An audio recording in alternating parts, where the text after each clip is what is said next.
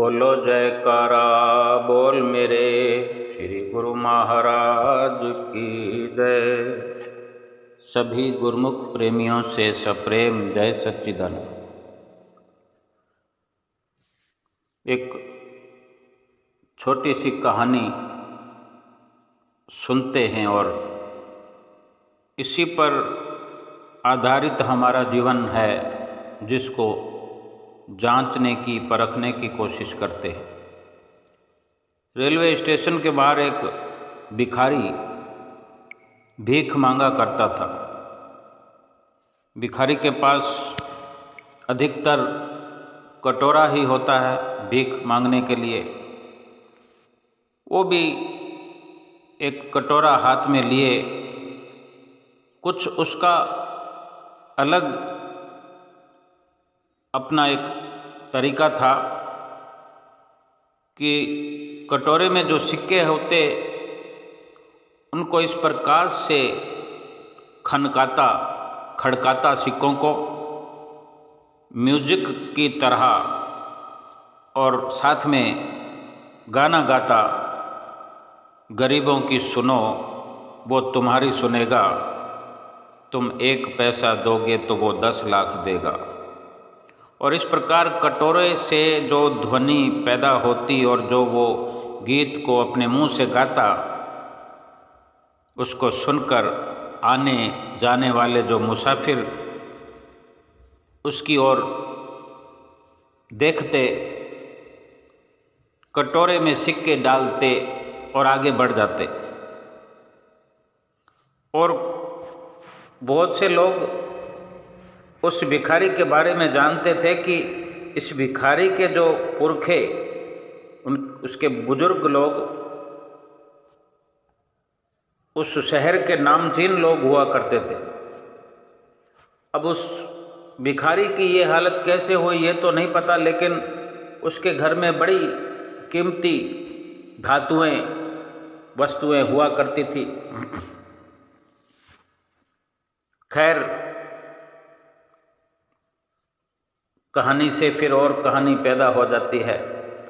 अब वो भिखारी जो भीख मांगा करता रोज, तो एक दिन की बात है कि वो अपने कटोरे में पड़ी रेजगारी चिल्लर जो हमेशा की तरह हिलाते हुए और वही गाना दोहराते हुए, गरीबों की सुनो वो तुम्हारी सुनेगा, तुम 1 पैसा दोगे तो वो 10 लाख देगा, ये गाते हुए अपने सिक्के खड़का रहा था।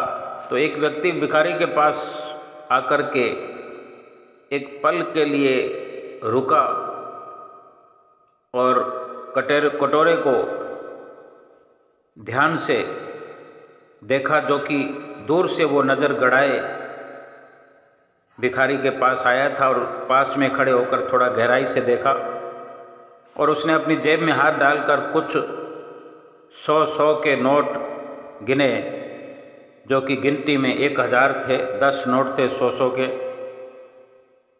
और भिखारी उस व्यक्ति को इतने सारे नोट, वो भी 100 की गिनता हुआ देख रहा था, तो वो भी टकटकी लगाए उन नोटों की ओर देखता रहा कि कहाँ सिक्के और कहाँ 100 के नोट।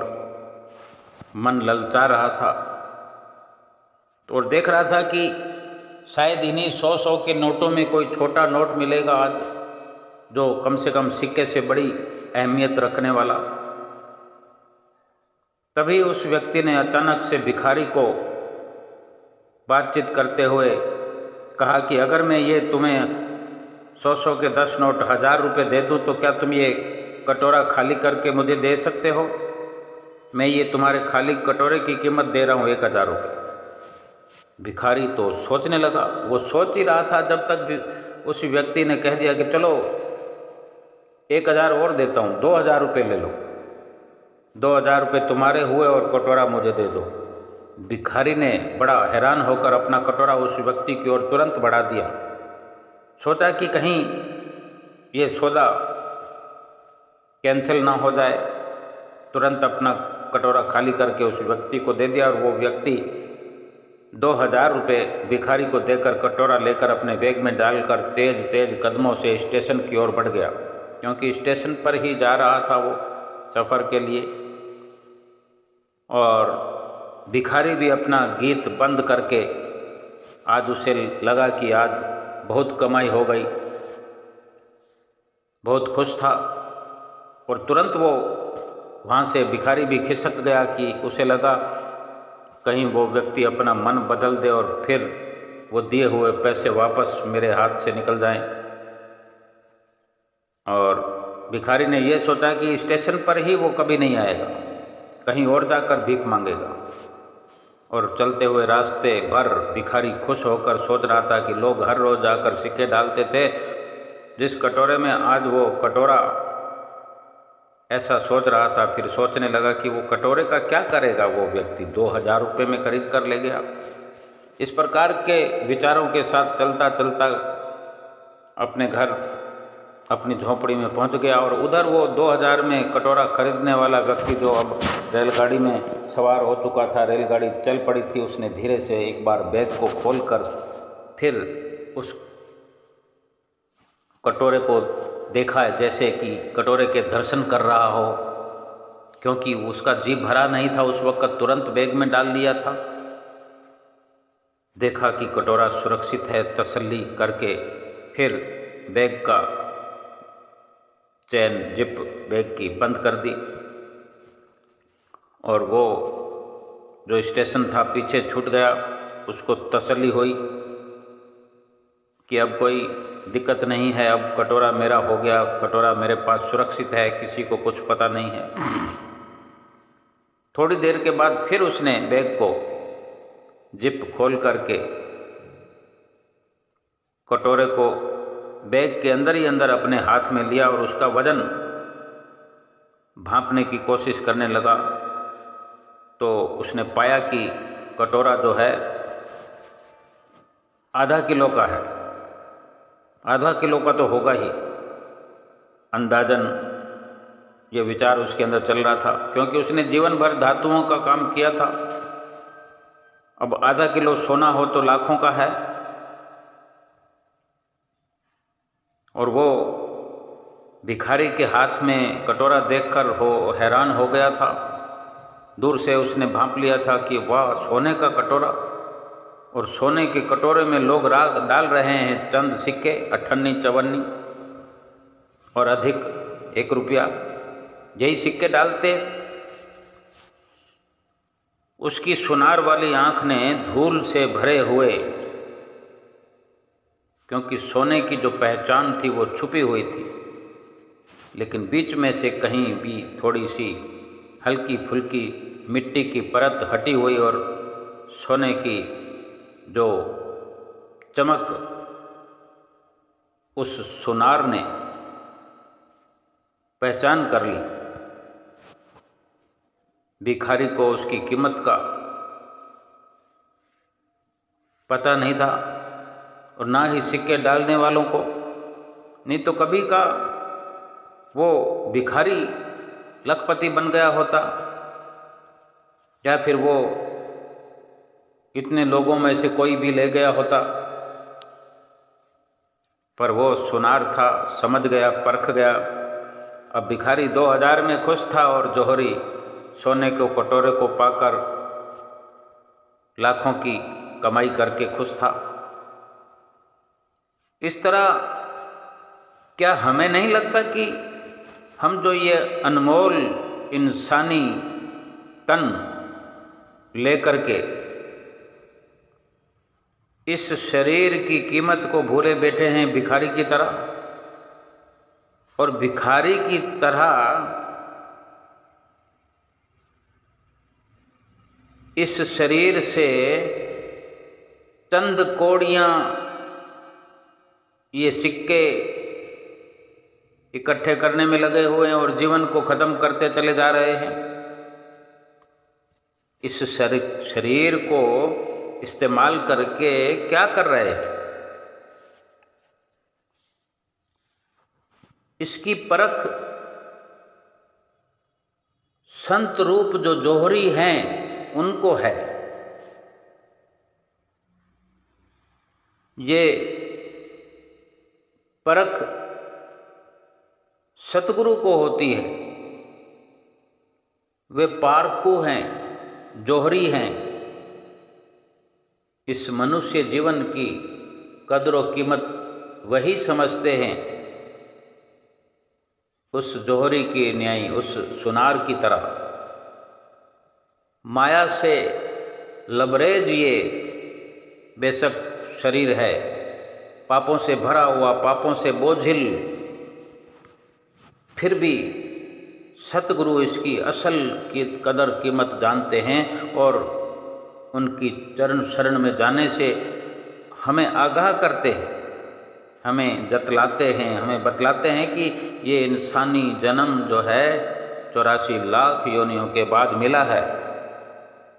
गुरुमुखो, इसे ऐसे न गंवाओ। इस मनुष्य जीवन को ये सोने के बराबर है, हीरे मोतियों के बराबर है। इसको कौड़ियों, संसारिक धन दौलत जो चंद सिक्कों की तरह हैं, इस मायावी दौलत के लिए इस्तेमाल करके इसको समाप्त मत करो, नष्ट मत करो। 84 लाख योनियों में ये सर्वश्रेष्ठ मनुष्य जीवन है, इसकी कदर कीमत का अंदाज़ा भी नहीं है। सोने की कीमत हो सकती है। उस जौहरी ने जो आधा किलो का समझा, तो एक समझा जा सकता है कि ये 2-4 लाख का है,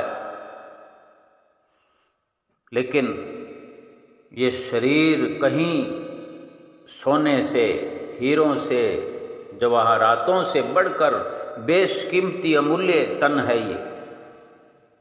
क्योंकि इसके बदले में जो कमाई की जा सकती है, हम कमाई कर सकते हैं,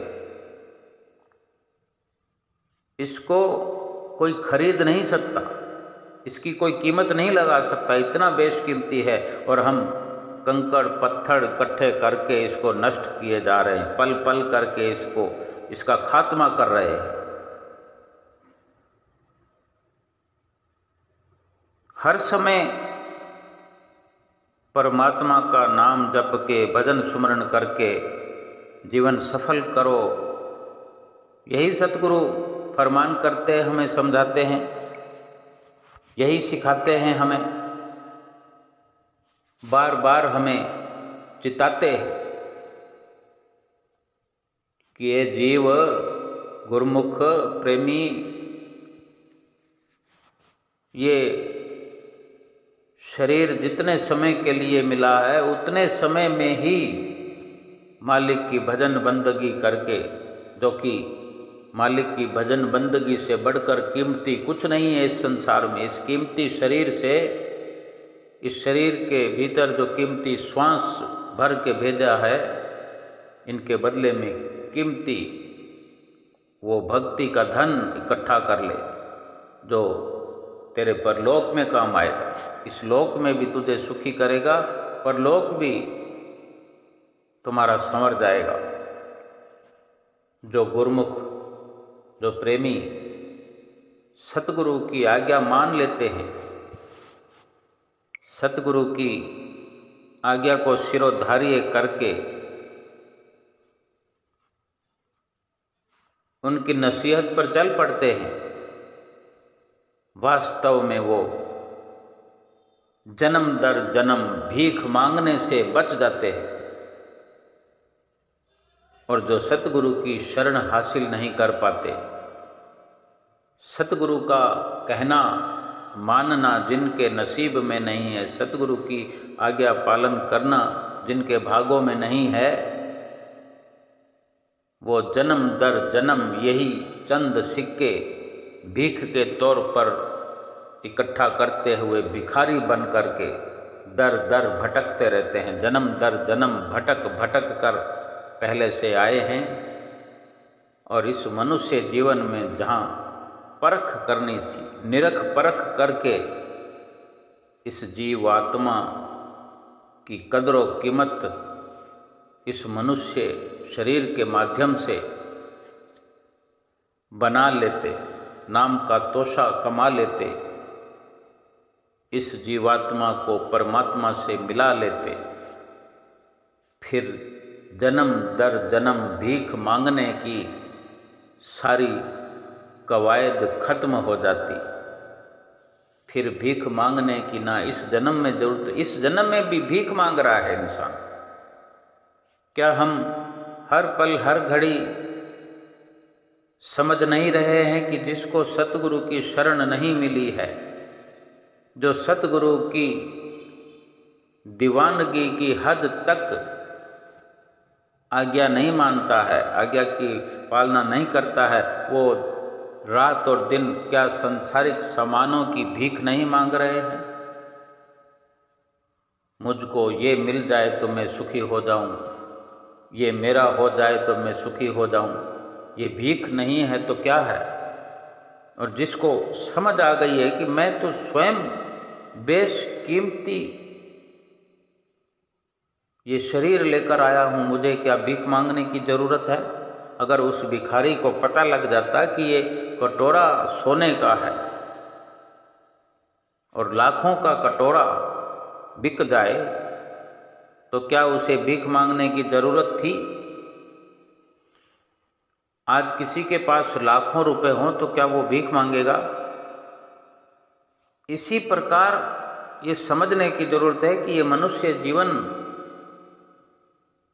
लाखों का है, करोड़ों का है, अरबों का है, खरबों का है, ये बेशकीमती है। इसको जुबान से आंकी गई कीमत की तुलना में दर्शाया नहीं जा सकता, इसकी कीमत नहीं लगाई जा सकती, ये इतना बेशकीमती है जिसके एक एक श्वास में त्रिलोकी की संपदा को पाया जा सकता है। मोल चतुर्दश भुवन को एक श्वास है तोय, ऐसे धन रघुनाथ को तुलसी वृथा न खोए। श्री रामचंद्र जी महाराज की श्री रामायण में परम संत तुलसीदास जी ने वर्णन किया है कि मोल चतुर्दश भवन को एक श्वास है तोय, कि 14 भवनों की कीमत एक श्वास के बराबर है। यानी एक श्वास की कीमत 14 भवनों यानी तीनों लोकों के बराबर एक श्वास की कीमत है। ऐसो धन रघुनाथ को, यानी ऐसा धन प्रभु ने हमें दिया है, ऐसे धन को परम संत तुलसीदास जी कहते हैं कि बेकार में न गवा। और यही सतगुरु फरमान करते हैं। अगर सतगुरु की शरण मिली न होती तो कौन समझाता? रामायण को पढ़ने से अपने आप समझ पाना मुश्किल है, लेकिन सतगुरु स्वयं अपने अनुभवी फैसलों के द्वारा हमें चिताते हैं, आगाह करते हैं कि ये शरीर तो क्या, शरीर के अंदर चलने वाला एक श्वास इतना कीमती है जिसको हम ना समझ बनकर कौड़ियों पत्थरों में खर्च कर रहे हैं, कौड़ियों पत्थरों के एकत्र करने में व्यर्थ ही गवाए चले जा रहे हैं, जो किसी काम के नहीं हैं। संसार के भला धन पदार्थ, रुपया पैसा जीवात्मा के तो काम नहीं आने वाला। इस लोक में किसी इंसान को संसार की किसी भी शय ने सुखी किया हो? शरीर का सुख मिल जाने से सुखी होना नहीं कहलाता। शरीर के लिए सुविधाएं प्राप्त हो जाना सुख का मिल जाना नहीं कहलाता, क्योंकि शरीर की सुविधाओं वाले हाय हाय करके चिल्लाते हुए नजर आ जाएंगे, मिल जाएंगे कदम कदम पर। बेशकीमती बहुमूल्य वस्त्र पहनने वाले, घोड़ों पर सवार, बग्घियों में सवार, मोटर कारों में सवार, हवाई जहाज़ों में सवार, दुखों से गलतान नजर आएंगे, दुखों से भरपूर नजर आएंगे। तो सुखी जीवन तो ना हुआ। सुखी जीवन सतगुरु समझाते हैं कि किस प्रकार से हो सकता है। जो संत तुलसीदास जी फरमाते हैं कि ऐसो धन रघुनाथ को तुलसी वृथा न खोए। ये श्वास संसार की धन दौलत कमाने में अगर खर्च होता है तो ये श्वास वृथा चला गया, बेकार में चला गया। ऐसी वाणी को समझना है तो फिर क्या करना चाहिए जिससे ये श्वास बेकार ना जाए? भगवान का भजन करना चाहिए। वो कैसे समझ आएगी? वो सतगुरु की शरण में आने से, सतगुरु की चरण शरण ग्रहण करने से, सतगुरु से ही भक्ति की प्राप्ति होगी। सतगुरु ही श्वास श्वास को लेखे लगाने की युक्ति बताते हैं। गुरुमुख प्रेमियों को ये नसीहत मिल चुकी है। अगर कुछ कमी पैसी है तो वो सुधार कर ही लेंगे गुरुमुख प्रेमी। गुरुमुख प्रेमियों को अपने सतगुरु पर संपूर्ण भरोसा है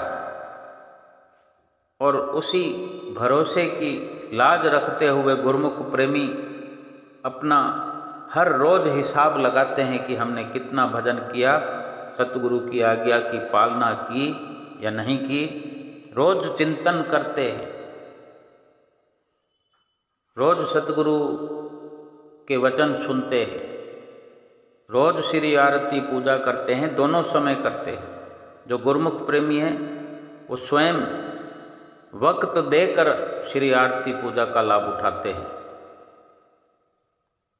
धीरे धीरे आगे बढ़ते हैं और जब कुछ समझ बढ़ने लगती है तो फिर कदमों की आहट भी तेज हो जाती है, रफ्तार बढ़ जाती है, सतगुरु से प्यार बढ़ने लगता है, भक्ति का भीतर में एक अंबार लगने लगता है। और जब ऐसी दशा गुरुमुख प्रेमियों की होती है तो संसार से प्यार घटने लगता है। कौड़ियों पत्थरों में जो संसार की धन और दौलत है उसको संत महापुरुष जो कौड़ियों पत्थरों के न्याय बताते हैं,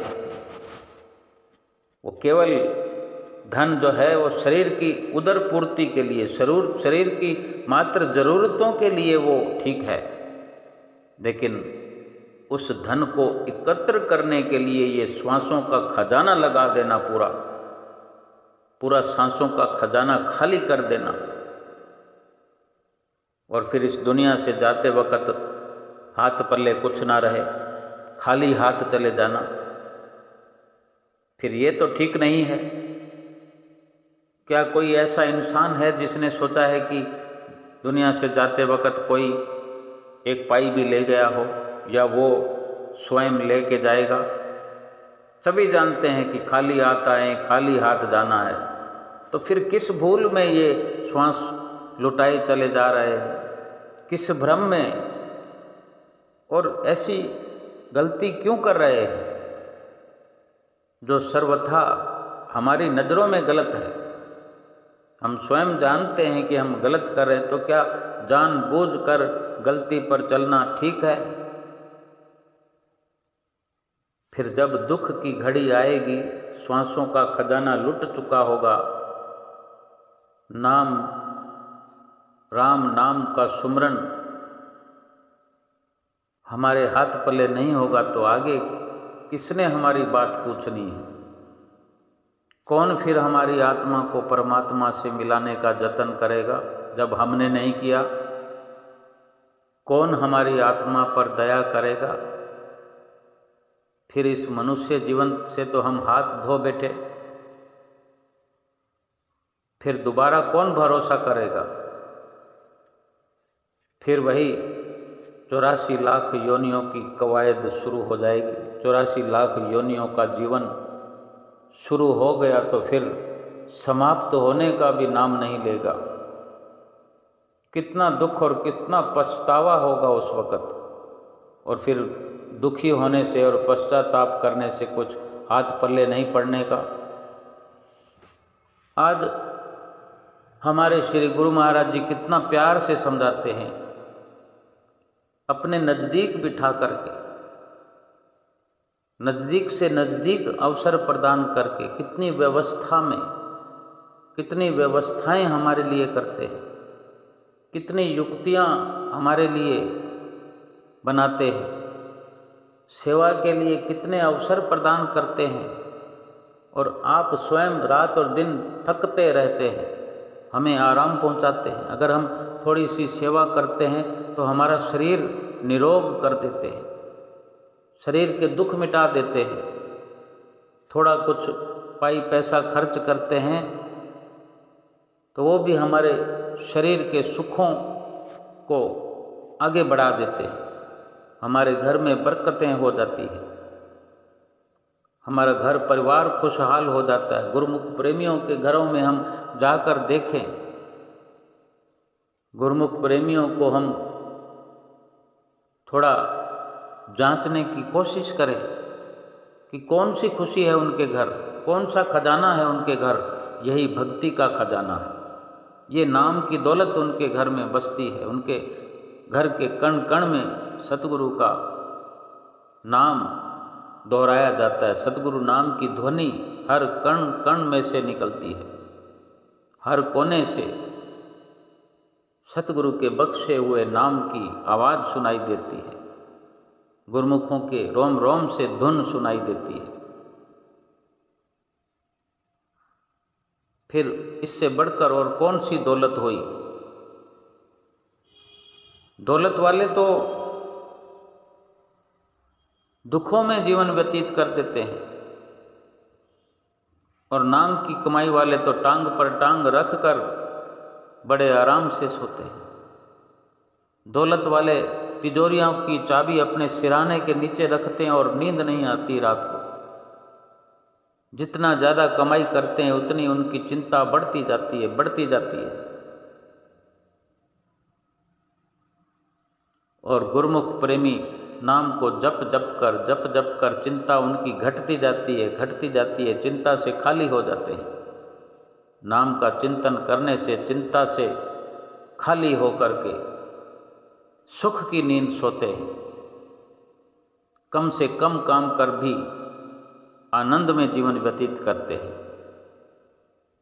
और लाखों करोड़ों अरबों वाले 24 घंटे काम की धुन सवार होती है उनको। दुनियावी तरक्की और दुनियावी मान का ही उनका जज्बा भीतर ही भीतर पनपता रहता है। शरीर को रोग लग जाते हैं, धन को चोर लग जाते हैं और मन पापों से बोझिल होता चला जाता है। ये लोक भी दुखी होकर के व्यतीत होता है और परलोक भी दुहेला हो जाता है। लोक दुखी परलोक दुहेला। और गुरुमुख प्रेमियों का लोक सुखी परलोक सुहेला, नानक हर प्रभ आपे मेला। इस मेले में परमपिता परमेश्वर ने भेजा था कि अपने असली काम को कर जाके जो सतगुरु की शरण में आ गए वो असली काम में लग गए। सतगुरु ने अपनी शरण में आए हुए गुरुमुख प्रेमियों को अपने निजी काम में लगा दिया है। सफल होते चले जा रहे हैं गुरुमुख। गुरुमुख जिस भी हाल में है, बाहरी तौर पर जैसी भी अवस्था है, जैसी भी हालत है, अंदर से उन्होंने अपना दिल सतगुरु को दे दिया है और सतगुरु उनके दिलों में विराजमान हो गए हैं। और जिनके दिलों में सतगुरु राज करते हैं जो गुरुमुख प्रेमी अपने सतगुरु को अपने दिलों में राज कराते हैं, सतगुरु अंदर बैठकर गुरुमुख प्रेमियों के दिलों में खुशी महसूस करते हैं, उनके लिए वही सुरक्षित स्थान है। भगवान भक्त के हृदय में रहकर, उनके दिल में रहकर ही खुशी मनाते हैं। भगवान मंदिर में देखने मात्र के लिए जरूर विराजमान होते हैं, लेकिन सूक्ष्म रूप में वो अपने भक्त के हृदय में ही विराजमान होकर के खुशी मनाते हैं। क्योंकि गदगद कंठ से जब गुरुमुख प्रेमी अपने सतगुरु के गीत गाते हैं तो सतगुरु का भी दिल पसीज जाता है। सतगुरु दीवाने हो जाते हैं अपने सेवकों के, अपने भक्तों के। भला ऐसे भक्तों और सेवकों को कली काल में कोई दुख स्वप्न में भी सता पाएगा? नहीं सता सकता। जिसके हृदय में सतगुरु विराजमान हो, पार ब्रह्म परमेश्वर का जिसको सहारा हो, उसको कोई दुख ना इस लोक में हो सकता है ना परलोक में।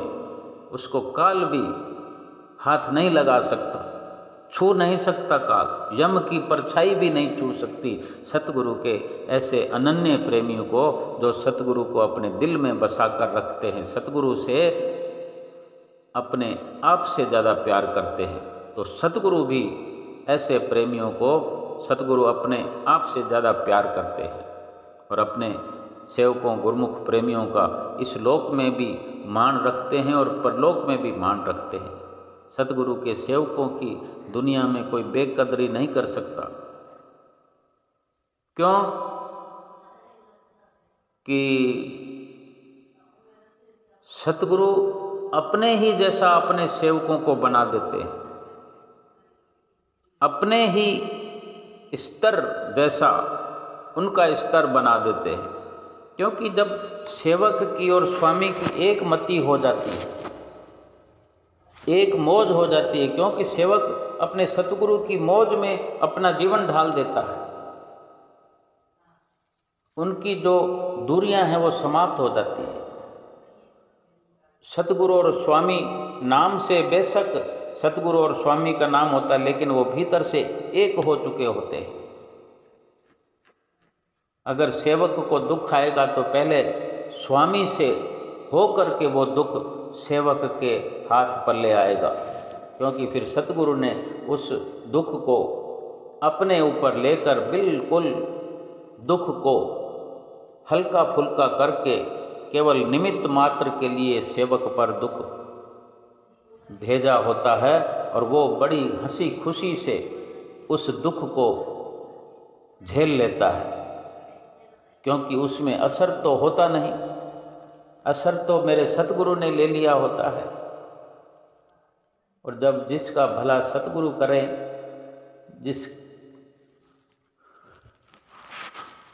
जिसके दुख सतगुरु हरें, उसको दुख कैसे व्याप सकता है?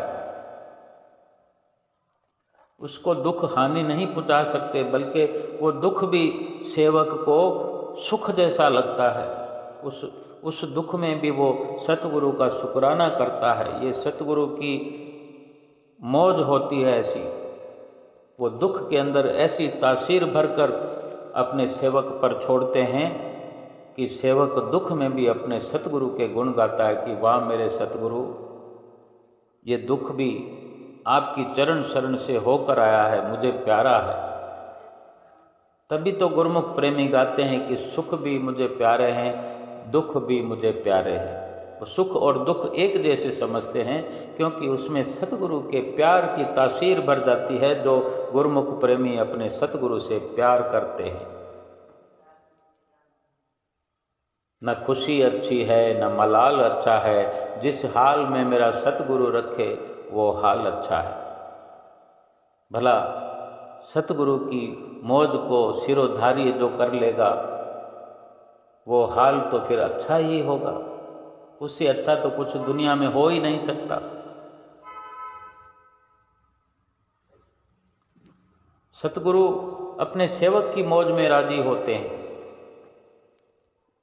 जब सेवक सतगुरु से प्यार करने वाले होते हैं, सतगुरु से सच्चा प्रेम करने वाले होते हैं, तो सतगुरु अपने सेवक की मौज पर सर्वस्व निछावर करते हैं, पूछते हैं उसे तुझे क्या चाहिए। क्या हम प्यार करके देखते हैं? हम प्यार करके देखें तो सही।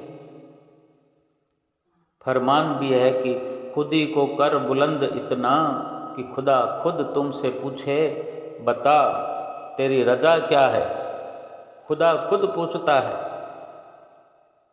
कि ये सेवक तू क्या चाहता है।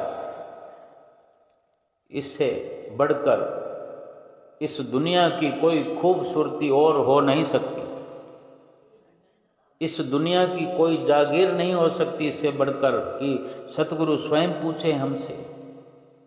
आज हम देखें श्री आनंदपुर दरबार में श्री गुरु महाराज जी आए हैं 16 तारीख को। आकर सर्वप्रथम यही पूछा कि सब ठीक ठाक हो, खुश प्रसन्न हो, और जवाब सुनकर, खुशी और प्रसन्नता का जवाब सुनकर इस उपलक्ष्य में बधाइयाँ देते हैं। थोड़े दिनों के लिए कहीं जाते हैं, वापस आकर पूछते हैं, जैसे अपने अबोध बालकों का कोई ध्यान रखता है। कोई पिता घर से बाहर कुछ दिनों के लिए जाए, वापस आकर अपने बच्चे को कैसे लाड़ प्यार करता है, उसी प्रकार अपने गुरुमुख प्रेमियों को, सेवकों को श्री गुरु महाराज जी लाड़ प्यार करते हैं। हमारे पास शब्द नहीं है सतगुरु का शुक्राना करने के लिए। हम अपने गुरु महाराज जी की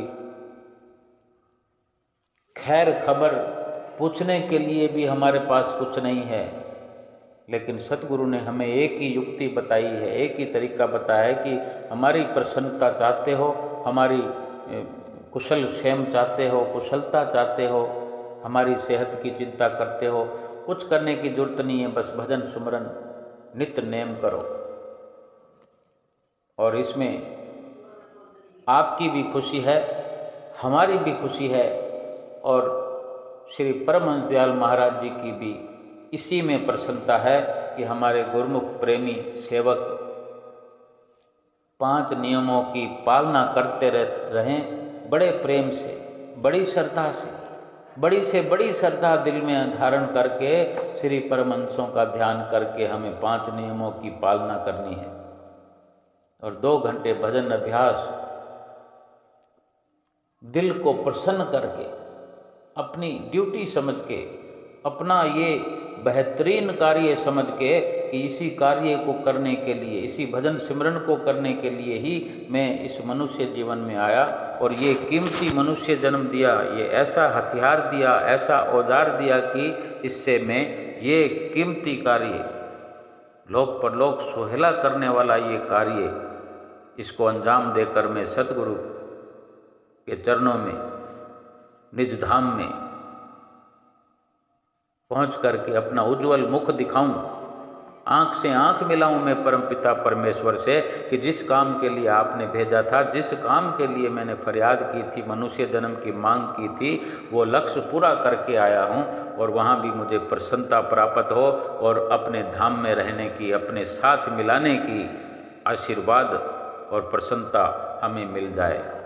बोलो जयकारा बोल मेरे श्री गुरु महाराज की जय।